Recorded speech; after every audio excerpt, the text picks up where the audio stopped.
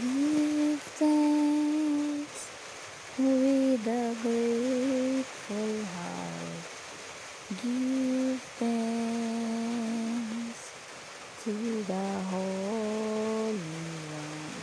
Give thanks because He's given Jesus Christ. He